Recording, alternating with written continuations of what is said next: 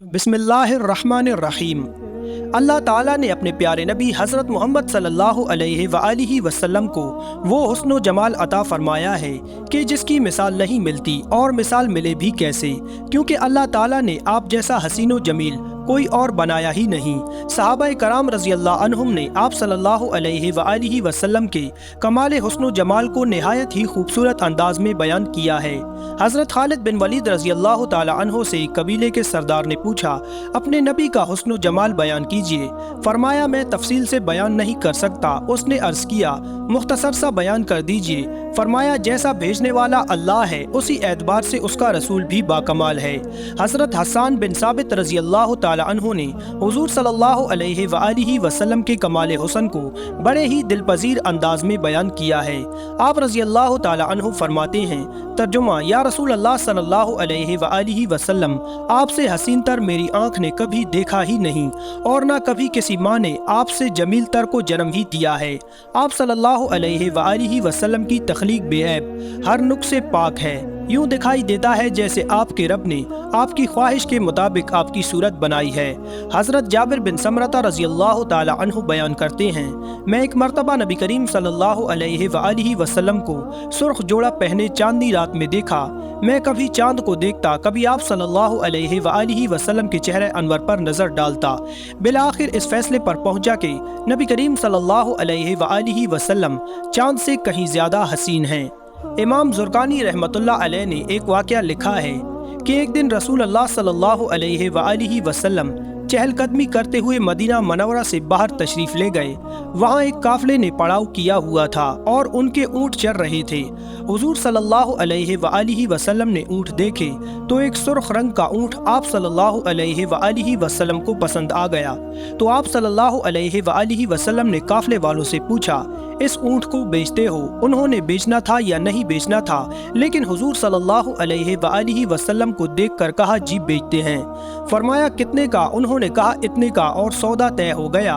हुज़ूर सल्लल्लाहु अलैहि वसल्लम ने फरमाया कि मैं सैर करने आया था और तुम्हारा ऊँट मुझे पसंद आ गया। मैं बाकायदा ख़रीदारी के लिए नहीं आया था कि मैं कीमत साथ लेके आता, इसलिए ऊँट मुझे दे दो, कीमत भिजवा दूंगा। उन्होंने कहा, मंजूर है। हुज़ूर सल्लल्लाहु अलैहि वसल्लम ने ऊँट को पकड़ा और चल दिए। जब तक हुज़ूर सल्लल्लाहु अलैहि वसल्लम नज़र आते रहे वो देखते रहे। जब नज़रों से ओझल हो गए तो दिल पर हाथ रख कर बैठ गए। थोड़ी देर के बाद सकते से जब बाहर आए तो एक दूसरे से पूछने लगे कि यार, ये शख्स जो ऊँट उधार लेके गया उसका पता पूछा था किसी ने?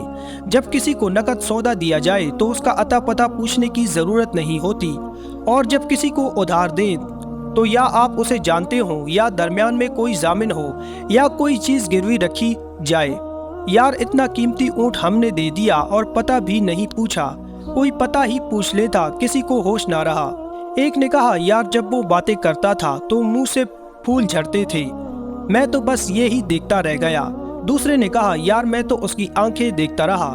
तीसरे ने कहा, मैं तो उसकी मुस्कुराहट को देखता रहा। वो कहने लगे, जो भी हुआ हम उसके हुस्न में खो गए और वो अपने हुस्न का जादू जगा के कीमती ऊँट हमसे हथिया के ले गया।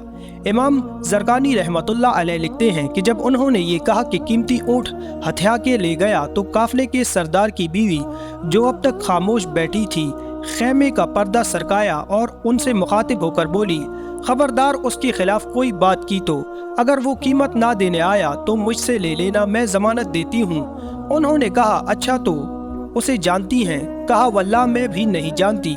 तो कहा, फिर ज़मानत कैसे दे रही हैं? कहा, जब तुम सौदा कर रहे थे तो खैमे की ओर से मैंने उसका चेहरा देखा था, और जिसका चेहरा इतना प्यारा हो वो झूठ बोल ही नहीं सकता। अभी ये बातें हो ही रही थीं कि इतने में हुज़ूर सल्लल्लाहु अलैहि वसल्लम के गुलाम आ गए। कहा, कौन है वो लोग जिनसे हमारे आका ने ऊँट खरीदा था? उन्होंने कहा, जी हम लोग हैं। कहा, ये हुज़ूर सल्लल्लाहु अलैहि वसल्लम ने खजूरें तुम्हारी ज़ियाफ़त के लिए भेजी हैं और ये तुम्हारी कीमत है। उन्होंने कहा, कीमत बाद में देना, हम तो खुद बिक गए हैं, हमें पहले ये बताओ कि वो रहते कहाँ हैं? तो कहा, वो सामने जो खजूरों के झुंड हैं, यही डेरे हैं हमारे आका के। वो औरत पुकार उठी कि देखा, ये शख्स जितना सूरत का हसीन था, सीरत का भी उतना ही हसीन निकला। इमाम ज़रकानी रहमतुल्लाह अलैह लिखते हैं کہ پھر وہ سارا قافلہ حضور صلی اللہ علیہ وآلہ وسلم کی خدمت میں حاضر ہوا اور حضور صلی اللہ علیہ وآلہ وسلم کے ہاتھوں میں ہاتھ دے کر مسلمان ہو گئے۔ حضور صلی اللہ علیہ وآلہ وسلم نے مکہ معظمہ سے مدینہ منورہ کی طرف ہجرت فرماتے ہوئے ایک ایسے مقام پر پڑاؤ کیا جہاں ایک پختہ عمر عورت کا خیمہ تھا۔ اس کا نام معبد تھا۔ وہ اکثر مسافروں کی میزبانی کے فرائض بھی سرانجام دیا کرتی تھی۔ جس روز حضور صلی اللہ علیہ وآلہ وسلم کا گزر وہاں سے ہوا، اس کا شوہر بکریاں چرانے کے لیے باہر گیا ہوا تھا۔ گھر میں صرف ایک لاغر بکری تھی جو ریوڑ کے ساتھ جانے سے قاصر تھی۔ حضور صلی اللہ علیہ وآلہ وسلم نے معجزتاً اس بکری کا دودھ دوہنا شروع کیا۔ آپ صلی اللہ علیہ وآلہ وسلم کے ہاتھوں کے لمس سے اس بکری کے خشک تھنوں میں اتنا دودھ بھر آیا کہ وہاں موجود تمام لوگ سیر ہو گئے، مگر دودھ تھا کہ ختم ہونے کا نام ہی نہ لیتا۔ معبد کا شوہر بکریاں چرانے کے بعد واپس آیا تو گھر میں دودھ سے لبالب برتن دیکھ کر دنگ رہ گیا اور معبد سے پوچھا، یہ دودھ کہاں سے آیا ہے؟ انہوں نے جواب دیا، ایک شخص کی برکت کا نتیجہ ہے جو ابھی ادھر سے گزرا ہے۔ انہوں نے تعجب سے سوال کیا، وہ ایسا کون بابرکت شخص ہے؟ ذرا اس کے بارے میں کچھ بیان تو کرو۔ اس موقع پر معبد نے تاجدار کائنات صلی اللہ علیہ وآلہ وسلم کے اوصاف بیان کرتے ہوئے فرمایا، میں نے ایک ایسا شخص دیکھا جس کا حسن نمایاں اور چہرہ نہایت حشاش بشاش اور خوبصورت تھا اور اخلاق اچھے تھے۔ نہ رنگ کی زیادہ سفیدی انہیں معیوب بنا رہی تھی اور نہ گردن اور سر کا پتلا ہونا ان میں نقص پیدا کر رہا تھا۔ بہت خوبرو اور حسین تھے، آنکھیں سیاہ اور بڑی بڑی تھیں اور پلکیں لمبی تھیں۔ ان کی آواز گونجدار تھی، سیاہ چشم سرمگین، دونوں آبرو باریک اور ملے ہوئے تھے، بالوں کی سیاہی خوب تیز تھی، گردن چمکدار اور ریش مبارک گھنی تھی۔ جب وہ خاموش ہوتے تو پروقار ہوتے اور جب گفتگو فرماتے تو چہرہ اقدس پرنور اور بارونق ہوتا۔ گفتگو گویا موتیوں کی لڑی جس سے موتی جھڑ رہے ہوتے، گفتگو واضح ہوتی، نہ بے فائدہ ہوتی نہ بیہودہ۔ دور سے دیکھنے پر سب سے زیادہ باروب اور جمیل نظر آتے اور قریب سے دیکھیں تو سب سے زیادہ خوبرو، شیریں گفتار اور حسین دکھائی دیتے۔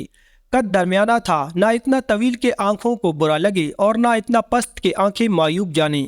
آپ صلی اللہ علیہ وآلہ وسلم دو شاخوں کے درمیان ایک شاخ تھے جو خوب سرسبز و شاداب اور قد آور ہو، ان کے ساتھ ہی ان کے گرد حلقہ بنائے ہوئے تھے۔